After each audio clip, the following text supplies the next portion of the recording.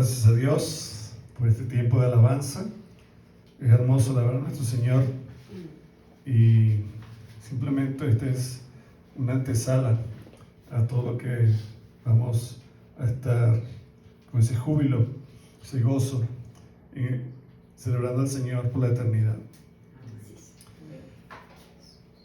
Vamos a orar para poner todo esto tiempo en manos del Señor, que Él sea que nos guíe, que nos enseñe, que el Espíritu Santo pueda actuar en nuestras vidas, en nuestra mente, en nuestros corazones, para que podamos en verdad comprender la palabra de Dios.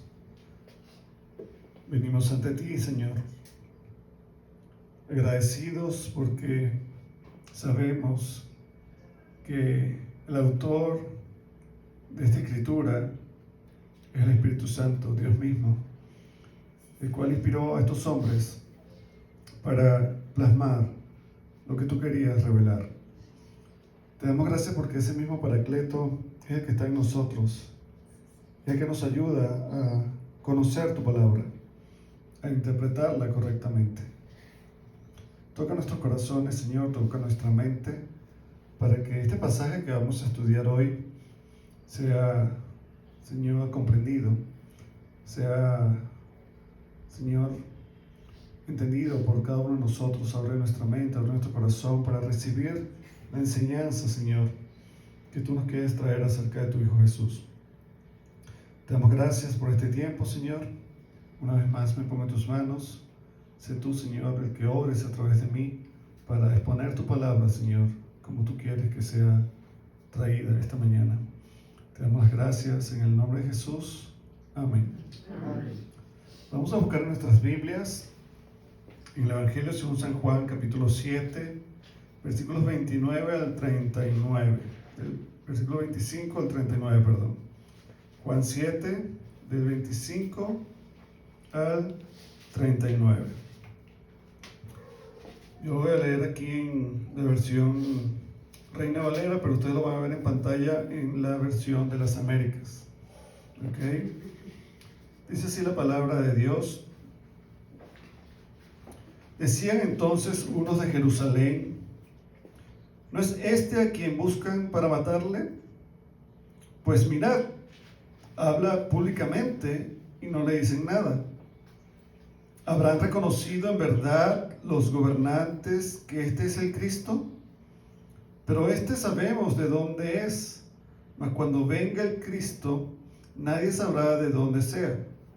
Jesús entonces, enseñando en el templo, alzó la voz y dijo: a mí me conocéis y sabéis de dónde soy, y no he venido de mí mismo, pero el que me envió es verdadero, a quien vosotros no conocéis.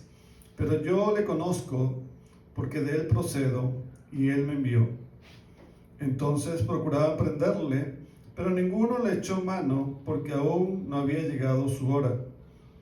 Y muchos de la multitud creyeron en él, y decían: el Cristo, cuando venga, hará más señales que las que éste hace. Los fariseos oyeron a la gente que murmuraba de él estas cosas, y los principales sacerdotes y los fariseos enviaron alguaciles para que le prendiesen. Entonces Jesús dijo: todavía un poco de tiempo estaré con vosotros, e iré al que me envió. Me buscaréis y no me hallaréis. A donde yo estaré, vosotros no podréis venir. Entonces los judíos dijeron entre sí: ¿a dónde se irá este que no le hallaremos? ¿Que no le hallemos? ¿Se irá a los dispersos entre los griegos y enseñará a los griegos? ¿Qué significa esto que dijo: me buscaréis y no me hallaréis, y a donde yo estaré, vosotros no podréis venir? En el último y gran día de la fiesta, Jesús se puso en pie y alzó la voz, diciendo: si alguno tiene sed, venga a mí y beba. El que cree en mí, como dice la Escritura, de su interior correrán de su interior correrán ríos de agua viva. Esto dijo del Espíritu que habían de recibir los que creyesen en él, pues aún no había venido el Espíritu Santo, porque Jesús no había sido aún glorificado. Amén. Hoy continuamos con Jesús en Jerusalén. Recuerden que había subido porque había ahí una de las 3 fiestas principales que celebran los judíos en su peregrinación. Es la Pascua, tienen que ir a Jerusalén, no la pueden celebrar en su localidad, tienen que ir a la ciudad santa para ellos, la ciudad de Jerusalén. La otra es de los tabernáculos y la última de Pentecostés.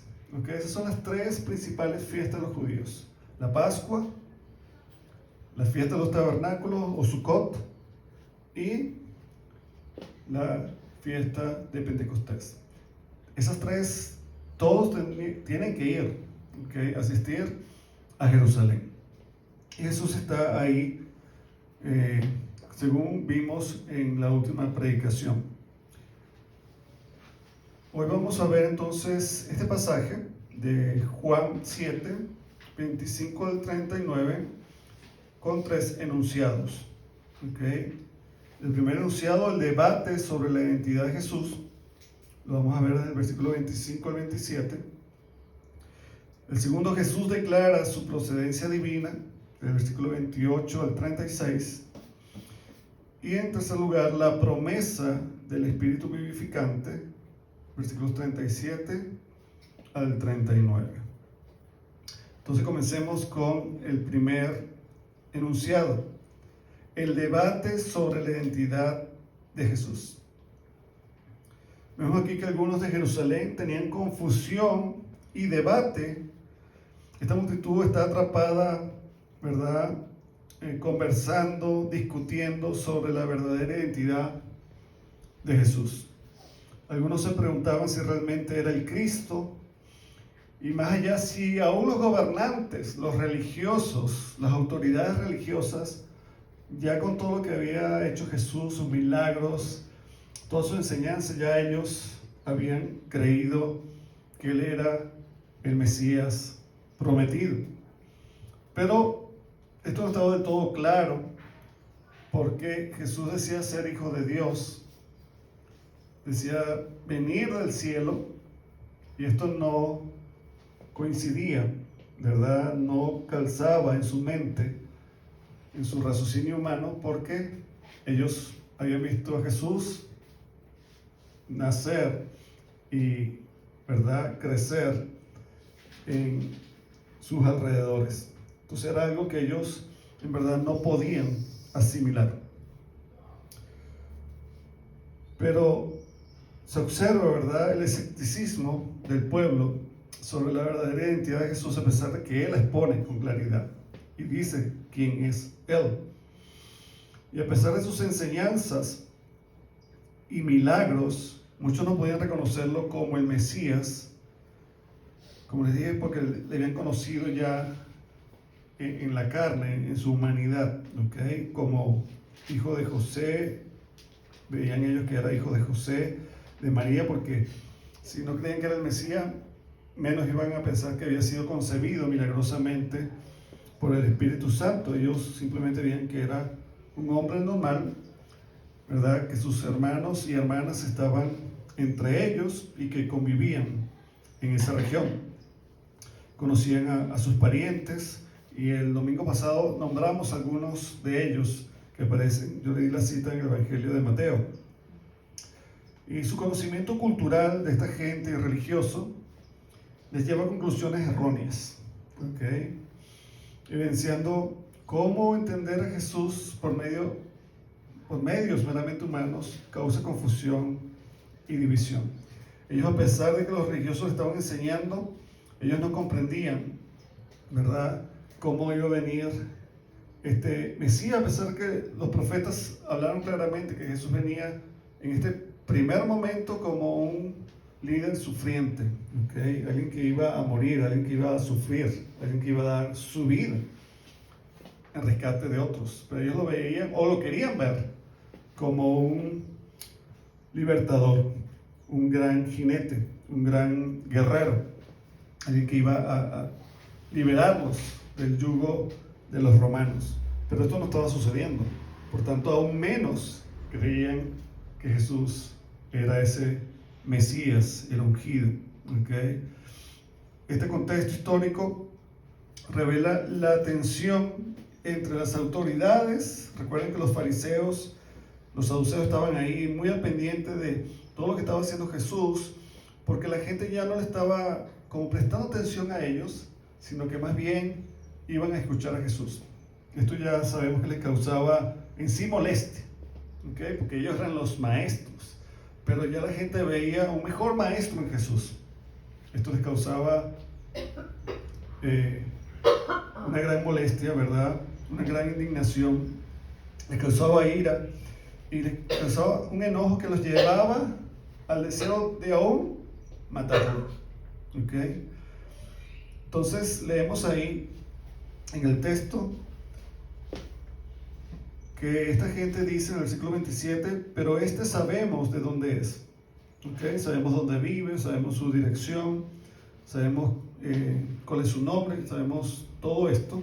Mas cuando venga el Cristo, nadie sabrá de dónde sea. Entonces, por estas palabras ellos vemos su escepticismo, su dudar, su incredulidad acerca de la identidad de Jesús. Pero dice, versículo 28, Jesús entonces, enseñando en el templo, alzó la voz y dijo: a mí me conocéis y sabéis de dónde soy, y no he venido de mí mismo, pero el que me envió es verdadero, a quien vosotros no conocéis.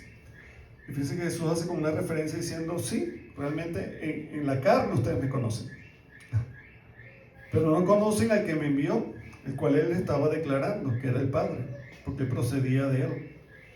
Así que estos hombres religiosos, ¿verdad?, aún con su incredulidad y su dudar, estaban haciendo que el pueblo también tuviese ciertas dudas. Entonces consideremos nuestra propia percepción acerca de Jesús en base a esto. ¿Estamos claros nosotros como iglesia, como creyentes, quién es Jesús?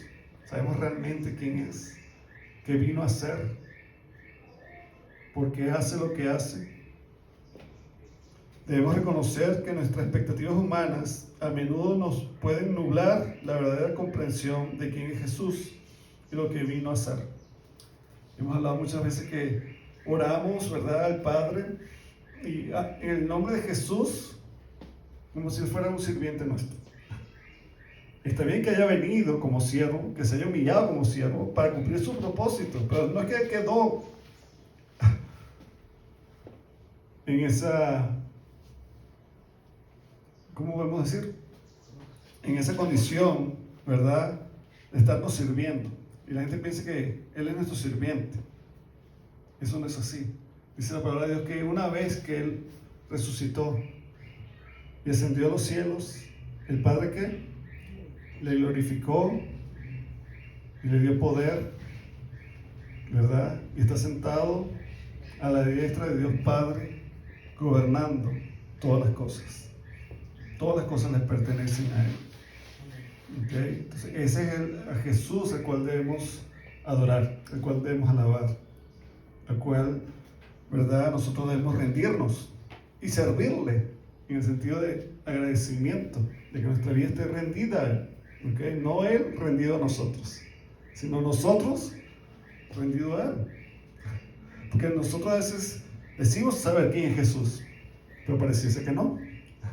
En la manera como oramos, en la manera como actuamos, pareciera que no le conocemos. Entonces hay una ambigüedad ahí. Por eso es que esta reflexión, ¿okay?, necesitamos buscar con ayuda del Espíritu Santo y el estudio metódico y serio de la palabra de Dios para tener una revelación clara de Cristo en nuestras vidas. Debemos estudiar la palabra de Dios, debemos pedir la dirección del Espíritu Santo. ¿Okay? Si no es así, puede haber pensamientos y conocimientos preconcebidos que nos han dicho que no son correctos. La palabra de Dios nos aclara donde hay error. Estos hombres religiosos que habían estudiado la Escritura tenían error, no estaban comprendiendo. Su interpretación era errónea, no era la correcta. Entonces, pidamos al Espíritu Santo que nos enseñe acerca de Jesús. Isaías 55, 8 al 9 dice: porque mis pensamientos no son vuestros pensamientos, ni vuestros caminos, mis caminos. Es fuerte esto, ¿ok?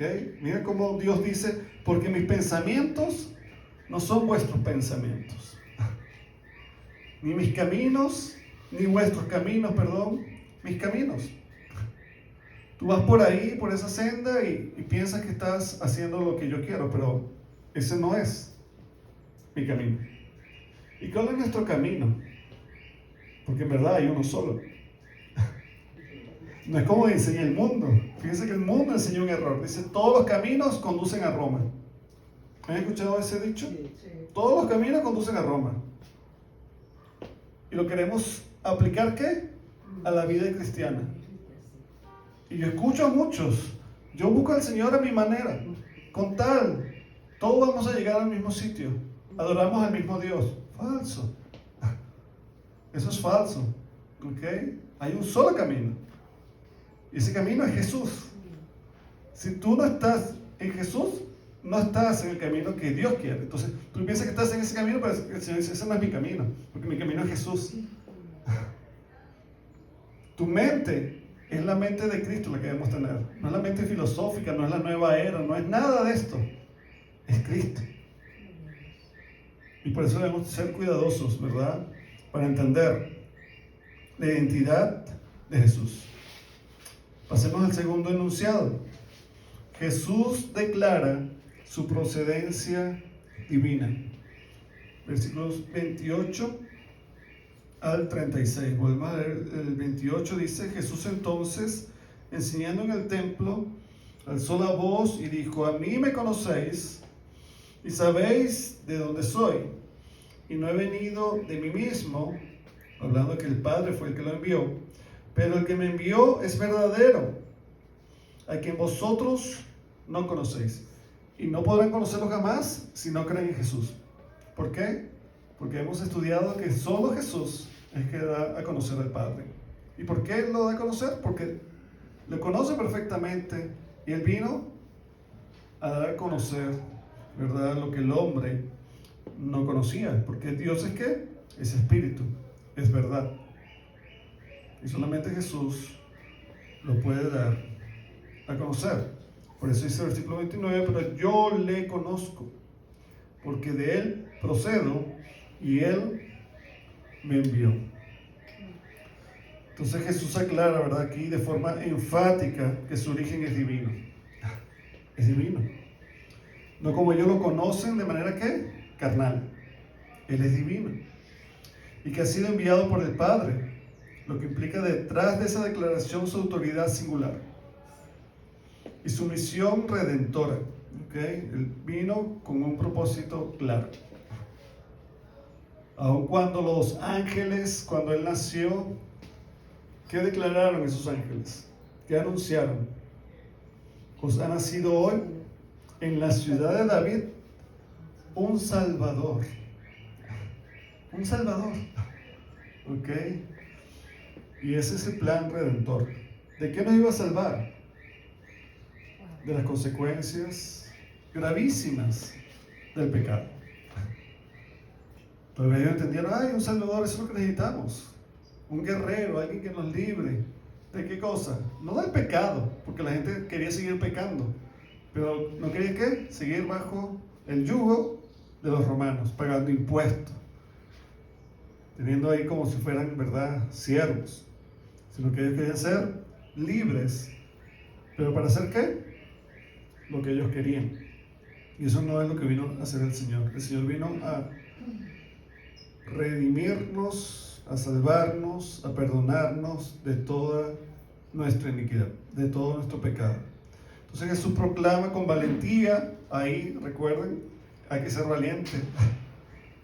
así como nuestros hermanos que están en Palestina, en todas esas zonas de Oriente, de que a pesar de que saben que hay persecución, de que predicar abiertamente a Jesús es sentencia de muerte, porque es así tal cual, ellos que valientemente lo hacen.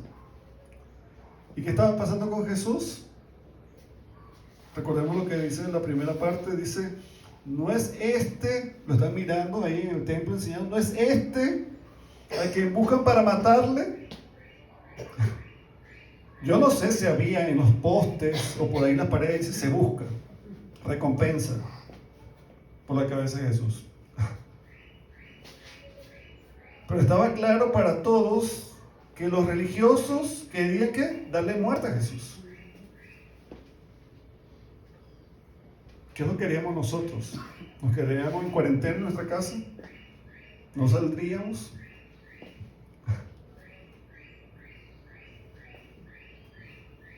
¿O saldríamos valientemente? Porque ese es el precio de seguir a Jesús. Si es necesario dar nuestra vida. Eso hace el verdadero creyente. El que conoce a Jesús. El que conoce la identidad de Jesús. Hace eso. Entonces Jesús valientemente está ¿qué? Predicando, hablando del Evangelio, hablando de su Padre. Entonces Él lo está haciendo, ¿verdad? Como les dije, valientemente. Dios le ha enviado y Él quiere hacer su voluntad. ¿Ok? Quiere hacer la voluntad del Padre. Y nosotros deberíamos aprender también eso. Jesús dice, ¿verdad? El que me envió es verdadero. Y eso subraya la autoridad de su misión. Si Él es verdadero y me ha enviado, todo lo que yo hable es verdad. ¿Okay? Porque habla del que es verdadero, no está hablando de otro. Él no está hablando de sí mismo, no está hablando de otro, está hablando del que es verdadero. Y por eso Jesús también se identifica, no solamente como el camino, sino yo soy el camino y la verdad. Y todo aquel que cree en Él, que recibe, pide, porque Él es vida. ¿Okay? La vida está en Jesús. Entonces Jesús contrasta su procedencia espiritual con el entendimiento humano de estas personas, llamando a la audiencia a reconocer que el verdadero conocimiento de Dios es a través de Él. Nadie puede conocer a Dios sino a través de Jesús. ¿Okay? Por eso que nosotros tenemos que entender cuando nos relacionamos con personas que están trayendo un evangelio falso, una doctrina falsa. Y disculpe que voy a mencionar aquí a los testigos de Jehová. ¿Qué pasa con los testigos de Jehová? Ellos dicen conocer a Dios, quieren darte a conocer a Dios, pero niegan que ese conocimiento es único a través de Jesucristo, Dios encarnado. Entonces es imposible que ellos conozcan a Jehová.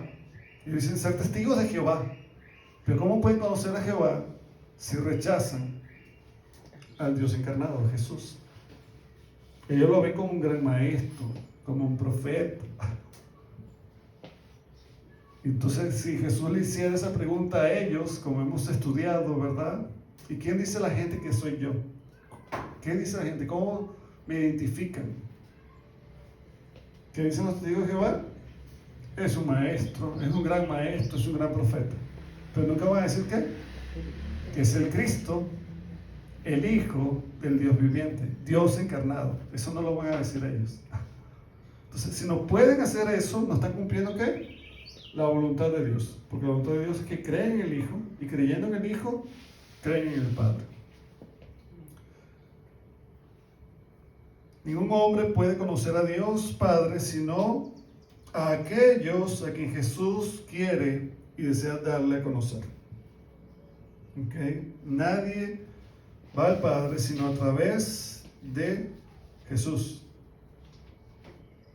Jesús sí lo conoce perfectamente, pues Dios Padre lo envió con una misión de salvar a todo aquel que Él les dé. ¿Se acuerdan? Todo aquel que el Padre me da, yo tengo una misión. Resucitarlo, salvarlo, pero resucitarlo en el día postrero. Amén.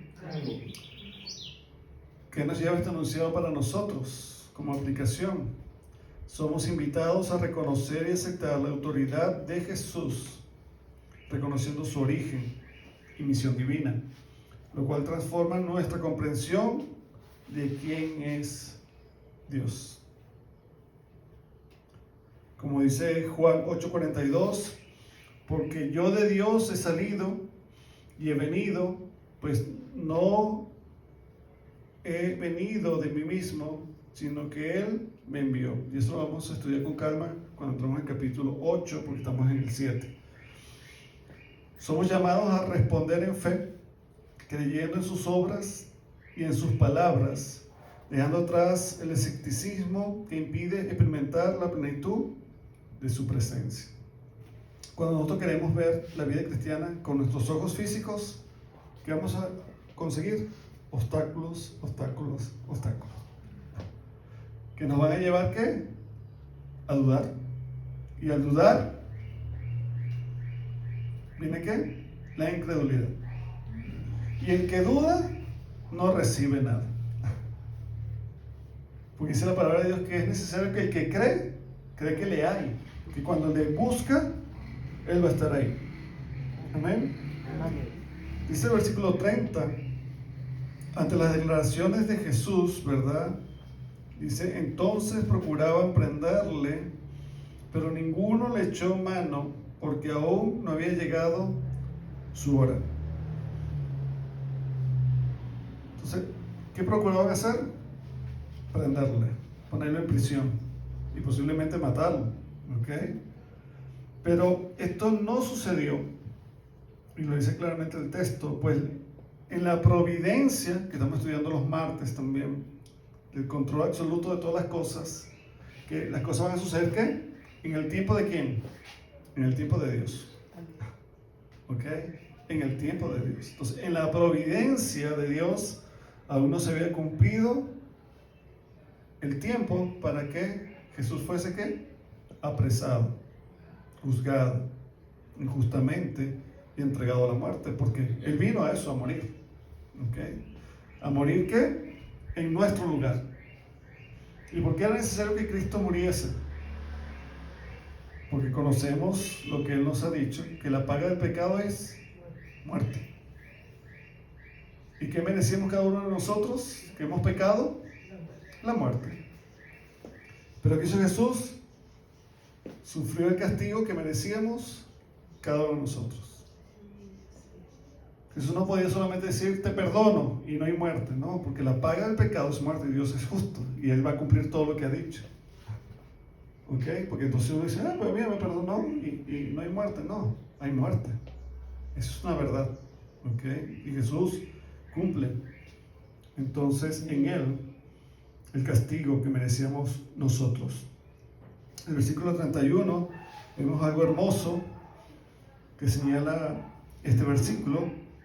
Dice que muchos, y a mí me alegra esto, ¿verdad? Siempre la palabra de Dios no vuelve a Él, ¿qué?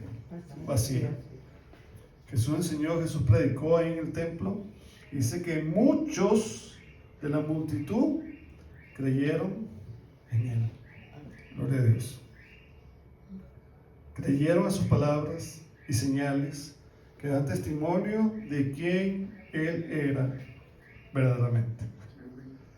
Sus palabras y sus milagros eran como credenciales. Entonces, cuando va a un sitio, ¿ok? Normalmente, si tiene que tener acceso, tiene que tener ¿qué? Cierta credencial, que trabaja ahí, un pase, un carnet. Si no, no puede pasar. ¿Ok? No puede pasar. Pero esta gente, al ver cómo Jesús actuaba, cómo Jesús hablaba, cómo Jesús hacía estos milagros, ellos empezaron a verle ¿qué? Por fe. Creyeron a lo que Él decía. Y por eso fueron salvos. Gloria a Dios. Versículo 32. Dice, los fariseos oyeron a la gente que murmuraba de Él estas cosas. Y los principales sacerdotes y los fariseos enviaron alguaciles para que le prendiesen. Entonces, estos hombres religiosos, como les dije, están preocupados, sumamente preocupados, por la popularidad de Jesús y su influencia sobre el pueblo. Esta noticia de que ya gente había desertado, ya los dejaba a ellos para seguir ¿a qué? A Jesús, el camino de la verdad, porque habían creído en Él. Esto les causaba mucha molestia. ¿Okay? Y querían hacer algo rápido. ¿Y mandan qué? Alguaciles. Estos alguaciles son judíos. ¿Okay? No necesariamente tienen que ser romanos. Recordemos que toda parte de religión no se metían los romanos. A menos que fuera ¿qué? Una cosa de causa mayor, de muerte, de homicidio, algo así. Por eso cuando Jesús es llevado ante las autoridades romanas, dice, ¿qué tenemos nosotros que ver con esto? O sea, ¿qué ha hecho este hombre? Que es digno de muerte. Si es algo religioso, algo de su credo, algo de que, arréglenlo ustedes. Ustedes tienen su gente, tienen su Sanedrín, tienen su concilio, arréglenlo ustedes. Pero ellos dicen, no, es que nosotros no podemos matar a nadie. Y fíjense, el fin de ellos era matar a Jesús. Entonces tuvieron que llevarlo a esa instancia. A los romanos, que sí podían dar muerte. Y a los que eran malhechores, vaya, qué forma de muerte daban. Era la peor. La crucifixión. Y esta gente, a pesar de que Jesús era judío, no les importaba. No era un enemigo, no era un romano. Era un judío. Pero aún así que faltaban al mandamiento. Porque ellos decían, ¿cuidar qué? La ley de Moisés. Estos religiosos dicen, conocemos la ley de Moisés. ¿Y qué decía la ley de Moisés? ¿Un mandamiento? No matarás. ¿Cómo es posible que ellos se jactaban de que hacían la voluntad de Dios, que conocían, pero incumplían? Muerte, que muera este hombre. ¿Okay? Claro, ellos se avanzaban en otras cosas, pero no había amor. Faltaban también ¿qué? Al segundo mandamiento, amarás a tu prójimo como a ti mismo. Ellos no cumplían eso. Ellos se iban a las leyes que les convenían. Entonces, claro, uno va a Levítico, dice que todo aquel que blasfeme, que diga algo en contra de Dios, ¿es digno de qué? Es reo de muerte. Entonces ellos se basaban en eso. Pero se olvidaban de toda la escritura porque no puede leer solo una parte que le interesa. ¿Qué dice Dios? En amor y en misericordia. Eso no había en ellos. ¿Okay? Y esto es un problema. Entonces, estos hombres llevaron a los alguaciles para que le prendiesen, pero ya hemos leído que no era su hora y por tanto no pudieron hacerlo.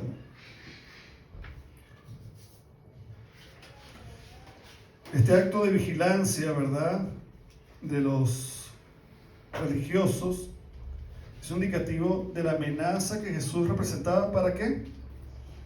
Para el orden religioso establecido en esa época. Las normas que habían instituido estos hombres religiosos, fariseos. Recordemos que ellos habían instituido ¿qué? Tradiciones, ¿se acuerdan? Jesús estaba con sus discípulos y iban a comer, ¿y qué les decían los fariseos? Pues están pecando. ¿Y por qué están pecando? Dice Jesús. Porque no se han lavado las manos. Se tienen que lavar las manos 7 veces. Y todo eso eran simplemente, ¿verdad?, tradiciones de hombres. Jesús les dice, ¿qué hipócritas son ustedes? ¿Ustedes cuelan qué? El mosquito y dejan pasar el camello. Lo importante, ustedes no tienen observación en esto, no lo cuidan, no lo cumplen.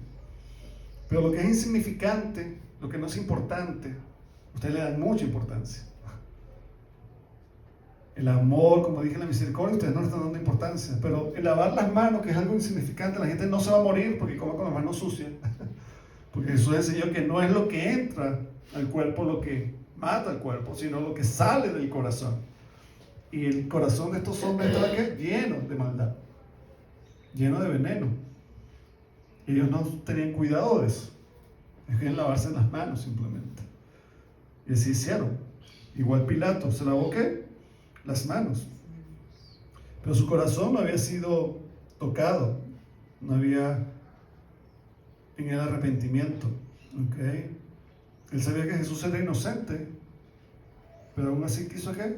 Complacer a la gente. ¿Por qué? Porque era algo que le convenía a él, quedarse en ese lugar.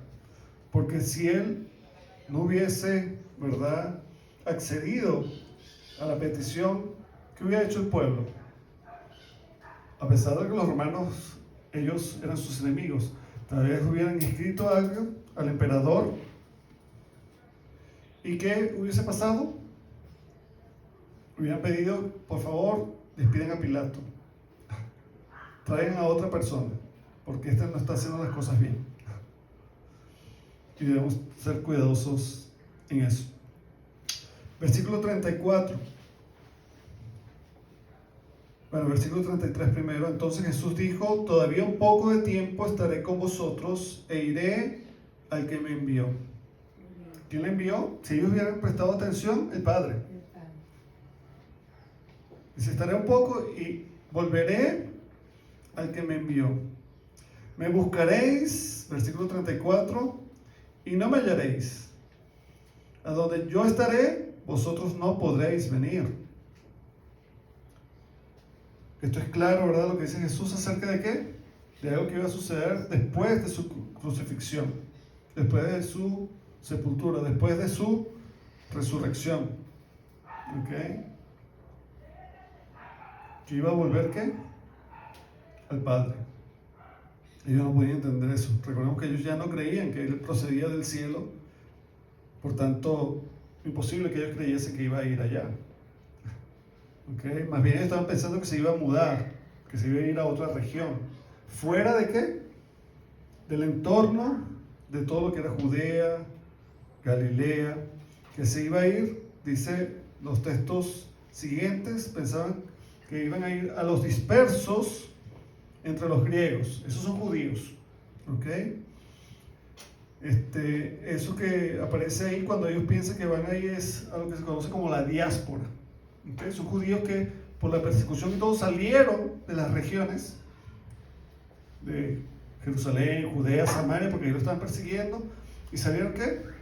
Afuera. ¿Okay? Y habían ¿qué? Asumido la cultura, el lenguaje griego. Entonces, ¿será que él va a ir ahí a nuestros hermanos para que están con los griegos a predicarles? O, dice más adelante, o enseñará a los griegos esta enseñanza. Y como nosotros no vamos a pasar frontera, bueno, quién sabe si por allá ganará más seguidores. Pero ellos no entendieron otra vez lo que Jesús hablaba acerca de eventos futuros. ¿Okay? Había confusión en ellos. Y recordemos que había muchos que se iban a esas regiones para ganar más seguidores, para venir como una rebelión, ¿okay? Como alguien que traía una revolución. Y algunos creen hoy día que Jesús era ¿qué? Un revolucionario. Es un concepto errado. Es una interpretación errada. Y muchos creen a lo que dice esa persona que no escudriña la palabra de Dios. Simplemente lo dice y muchos lo repiten por ahí. Tristemente. Bien, hermanos, pasemos al último enunciado. La promesa del Espíritu vivificante. ¿Se acuerdan qué fiesta está Jesús? Jesús está en la fiesta de Sukkot, la fiesta de los tabernáculos. Esto se hacía por 7 días, era una gran celebración, era tiempo también de agradecer a Dios por la cosecha. Había mucho gozo, había mucho canto. Pero el último día, el 7º día, que era el clímax, cuando terminaba la fiesta, se acostumbraba, ustedes pueden ver eso en Levítico, ¿okay? Ahí aparece la institución de la fiesta de los tabernáculos, después que el pueblo de Dios pasó por esos 40 años en el desierto. Ahí ellos tuvieron hambre, tuvieron sed, pidieron agua. ¿Se acuerdan? Moisés golpeó la peña para que saliera agua y les dio de beber hasta que se saciaron. Y había una costumbre en estas fiestas, en ese séptimo día, de que los sacerdotes hacían ofrendas de libación y había una ofrenda de agua, recordando lo que el Señor fue su provisión en el desierto. Entonces ellos iban al estanque de Siloé, que estaba ahí, sacaban agua y lo traían y lo presentaban como ofrenda de libación ante el altar. Quiero que tengan esto presente, porque lo que va a venir ahorita, la declaración de Jesús, tiene que ver con eso. Si no, no entendemos. ¿Ok? Si no entendemos esto, lo que estaba sucediendo, es incoherente que Jesús diga: el que tiene sed, venga a mí. ¿Por qué va a decir eso? ¿De dónde sale? ¿Por qué tiene que pronunciar los que tengan sed? Pero como sabemos que estaba en la fiesta de los tabernáculos de Sukkot, y que el sacerdote iba al estanque de Siloé a traer agua como ofrenda de libación para poner en el altar, era importante que esa agua. Yo pensaba que eso era representativo, porque eso fue lo que ayudó a sus padres, a sus ancestros, a sus antepasados, ¿a qué? A no morir en el desierto. Fue un sustento. Entonces, en base a eso, Jesús da esta declaración.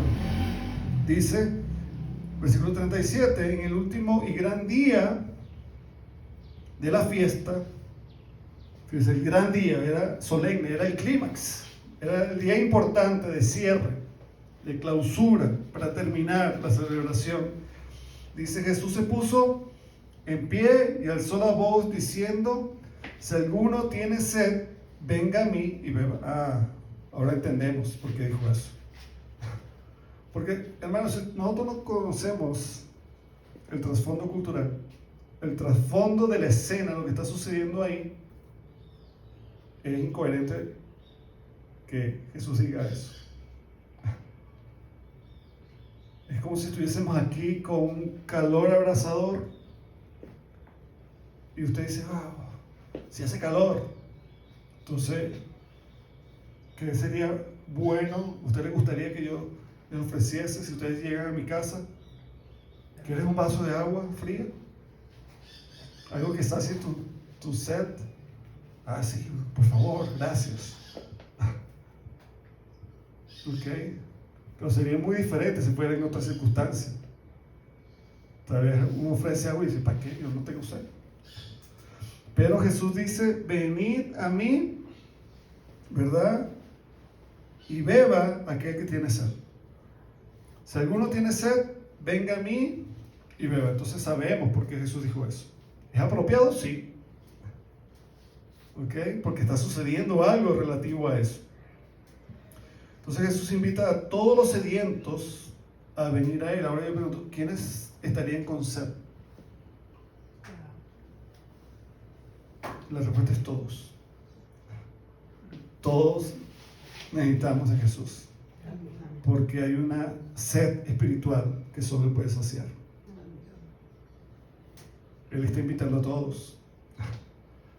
Todos, al examinarse a la luz de la palabra de Dios, tenemos sed. Necesitamos a Jesús. ¿Ok? Y Jesús está invitando a todo el que tiene sed: venga a mí, que yo lo puedo, ¿qué? Saciar. Yo puedo darle esa satisfacción en el alma, en el espíritu, plena. ¿Ok? Porque el Espíritu Santo trabaja en todo nuestro ser. No es que desatiende nuestro cuerpo y atiende nuestra parte espiritual, sino cuerpo, alma y espíritu son, ¿verdad?, atendidos por el Señor. Jesús siempre lo mostró así. ¿Se acuerdan cuando está el paralítico que vienen los amigos? Humanamente, ¿cuál era la necesidad de este hombre? Física. Era paralítico y necesitaba volver a caminar. Eso era en el cuerpo. Pero Jesús sabía que tenía ¿qué? Una necesidad espiritual. ¿Por qué? Porque estaba condenado en sus delitos y pecados. ¿Y qué hace Jesús? Lo sana. ¿Pero lo sana qué? Integralmente. Primero le dice: tus pecados te son perdonados. Muchos ahí tal vez no entendieron eso. Pero eso es lo que realmente necesitaba esa persona. Y es lo que necesita cada persona. Que sus pecados sean, ¿qué? Perdonados. ¿Y quién puede perdonar pecados? Que dice la gente por ahí, no me pidas perdón, solo Dios puede perdonar. Y en parte eso es verdad. Eso es verdad. ¿Y sabe por qué puede perdonar? Porque la ofensa fue contra Él. Entonces, Él es el que te va a perdonar por tu ofensa. Pero nosotros podemos perdonarnos unos a otros. Sí, pero no el pecado contra Dios, ¿verdad? Es original, sino el pecado que tú has cometido contra esa persona o Él ha cometido contra ti. Porque seas tú el que hayas cometido la falta o Él contra ti, igual eres llamado ¿a qué? A perdonarlo. Y el Señor dice, tú tienes que perdonarlo. ¿Y por qué? Porque yo te perdoné a ti. Ahí está la condición. Amén. Entonces Jesús dice, si alguno tiene sed, venga a mí y beba. El que cree en mí, eso es importante. ¿Ok?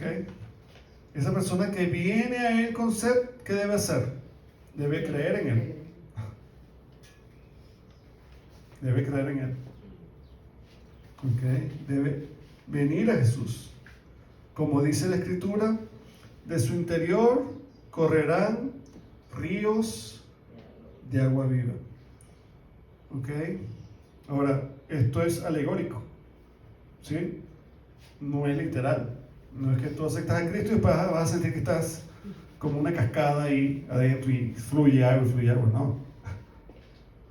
¿A qué se refiere Jesús? Dice el mismo Juan, versículo 39, esto dijo del Espíritu que había de recibir los que creyesen en Él. Y fíjense que está en futuro. ¿Sí? En futuro. Pues aún no había venido el Espíritu Santo, porque Jesús no había sido aún glorificado. Entonces vemos la promesa del Espíritu Santo que va a otorgar ¿qué? Esa llenura, esa satisfacción plena en la vida del creyente, solo del creyente. El que no tiene a Cristo no puede recibir el Espíritu Santo. El Espíritu Santo es indicativo de que eres hijo de Dios. ¿Okay? Solo los hijos de Dios tienen el Espíritu Santo. Y el Espíritu Santo se manifiesta en ellos y le da esta plenitud. ¿Okay? Dice, de su interior, ¿verdad? Correrán ríos de agua viva. No es un agua estancada. Es un agua que está ¿qué? Viva. No está muerta, está viva. Siempre está fluyendo. ¿Okay? Recordemos, habla del Espíritu Santo. Habla del Consolador. Pero era necesario primero que Jesús fuese glorificado, fuese llevado al cielo, como él ya había dicho. Voy a ir a un lugar donde ustedes no pueden venir. Esta gente no podía ir a donde iba Jesús, ¿okay? Al cielo. ¿Okay? En ese momento no podían seguirle. Entonces vemos en estas palabras de Jesús cumplimiento de Isaías 44:3. Dice, porque yo derramaré agua sobre el sequedal. Fíjense, almas secas, espíritus secos, sin Dios. ¿Y sin Dios qué pasa? Estamos secos. ¿Ok? Estamos secos sin el Señor. Qué importante es cuando nosotros, por ejemplo, en un devocional, abrimos nuestra Biblia y nos gusta mucho el Salmo 1. Y dice, bienaventurado, dichoso, sumamente gozoso el varón o la mujer que no anduvo en consejo de malos, ni estuvo en camino de pecadores, ni en silla de escarnecedores se ha sentado, sino que en la ley de Jehová está su delicia, y en su ley medita de día y de noche. Eso es literal. Eso es literal. Ahora viene algo alegórico. ¿Ok? Dice, será como árbol plantado. No es que tú crees en Cristo y te conviertes en un árbol.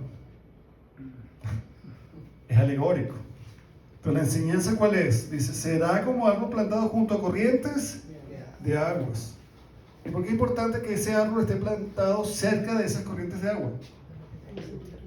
Para que esté vivo, para que se nutra y para que dé fruto. Y algo que hace, dice, su hoja nunca cae, ¿ok? Sino que está ¿qué? Sostenido, está vivo todo el tiempo. Entonces dice, y todo lo que hace prosperará. Otra vez literal. O sea, todo lo que hacemos para el Señor, si es de acuerdo a su voluntad, prospera. Se va a dar, porque eso es lo que Dios quiere, ¿ok? Pero cuando hacemos algo que no es correcto, porque fíjense todo lo que no hace este seguidor de Cristo, dice, no anduvo en consejo de malos, ¿ok? Cuando alguien se confabula, mira, vamos a hacer esto, vamos a terminar como hacían los fariseos, mira lo que está haciendo Jesús, vamos a hacer algo para pararlo. ¿Eso es consejo de qué? Eso es consejo de malos. ¿Ok? Es bueno no estar ahí. Dice, ni estuvo en camino de pecadores. Ya hemos dicho cómo ellos pecaban. ¿Tratando de qué? De matar a Jesús. Eso era pecado. ¿Ok? Estaba prohibido. Dice, ni en silla de escarnecedores se ha sentado. Esta gente, vemos después cómo a través de los romanos, aquí escarnecieron a Jesús. ¿Ok? Y dice, sino que en la ley de Jehová está su delicia. Entonces para esto tenemos que tener ojos espirituales. Creer a lo que dijo Jesús. Creer a las señales. Recuerden que las señales, ¿qué? Es la enseñanza detrás del milagro. La gente vio que Jesús multiplicó los panes, ya hemos estudiado eso. ¿Y qué vieron? Solamente el milagro. Oh, qué bueno. Este hombre de la nada o de algo puede sacar mucho.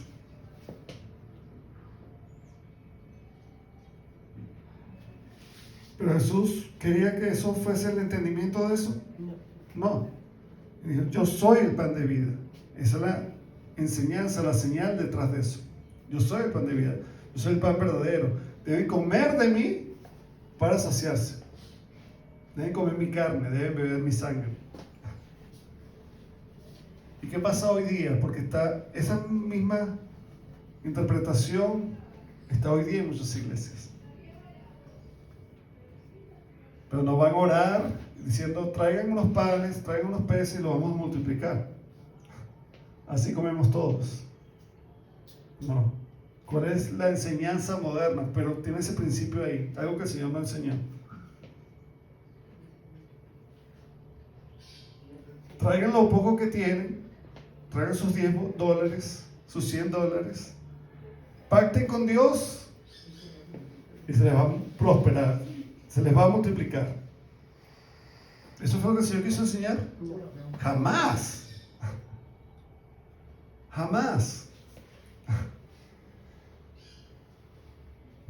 Aún hay error en muchos hermanos que ofrendan, los que ofrendan, pensando que eso que poco que le van a dar, ¿el Señor qué? Se lo va a multiplicar. Eso es una forma errada de ofrendar. Porque ¿cuál es el pensamiento detrás de eso? Yo le voy a dar este poquito, que es lo que tengo al Señor, pero yo necesito que Él me dé mucho más. Entonces está mal. ¿Qué hizo la viuda? Dio todo lo que tenía. ¿A cambio de qué? De nada. Ella quería agradar a Dios. Señor, esto es lo que tengo, pero yo todo te doy, todo. Me entrego totalmente a ti. En cambio, ¿qué hace mucha gente hoy día? No le entrega todo al Señor, sino lo que le sobra. Como los fariseos. Dice la palabra de Dios, le daban, parecía mucho, pero le daba de lo que le sobraba. Entonces, muchas veces en nuestra vida, ¿qué le damos al Señor? Lo que nos sobra. Tiempo, el que me sobre. Pero no doy todo, el que me sobra. Otra cosa, el que me sobre. Si tengo tiempo, bien. Siempre le estamos dando que al Señor sobras. Pero queremos darle poco, pero queremos de qué? Mucho.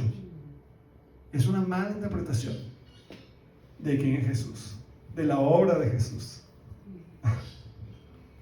Y es una falta, ¿verdad?, de entender también esa promesa del Espíritu vivificante. El Señor nos trae a vida, porque el estar en esa condición es estar muertos. Muertos en las cosas del Señor. Entonces este acto de venir a Jesús no solo satisface la sed espiritual, sino que también establece a Jesús como la fuente de ¿qué? De la vida eterna. La etimología de agua viva en hebreo, que se lee Mayin Chayin, implica agua que fluye, en contraste con, como les dije, un agua estancada de un lago, de una piscina, ¿verdad? De un estanque. Y esa agua viva simboliza ¿qué? La vida y la frescura que solo Dios puede darnos. Amén. Que el Señor nos continúe bendiciendo y podamos entender, ¿verdad?, lo que realmente Jesús enseña acerca del Padre, de quién es Él y cuál es su misión en nuestras vidas. Amado Padre Celestial, una vez más venimos delante de ti para agradecerte, Señor, porque a través de tu palabra tú nos das entendimiento, tú nos das claridad, tú abres nuestros ojos espirituales, Señor, que muchas veces están cegados a la verdad que eres tú. A veces hay conceptos preconcebidos que creemos que son verdad, pero cuando venimos a tu palabra, guiados por el Espíritu Santo, se nos revela que eso no es verdad, que hay error ahí. Te damos gracias, Señor, por tu Santo Espíritu. Gracias por esa promesa, Señor, que vemos que tú desde este tiempo, cuando estabas en tu ministerio aquí en la tierra, ya estabas dando a conocer. Te damos gracias, Señor, porque el Espíritu Santo habita en todo verdadero creyente que ha creído en Cristo. Que cuando tú hiciste la invitación de que todo aquel que tuviese sed viniese a ti. Gracias, Señor, porque tú nos has permitido escuchar ese llamado. Y gracias porque tú, Señor, nos has dado tu Espíritu Santo. Y es una fuente inagotable, Señor, de conocimiento, de vida, de sustento en ti, Señor. Te damos gracias por toda esta enseñanza. Ayúdanos a repasar en nuestros hogares, a asimilar, Señor, todo lo que tú has querido revelarnos hoy. A ti sea la honra y la gloria por los siglos de los siglos y para siempre. Amén. Amén.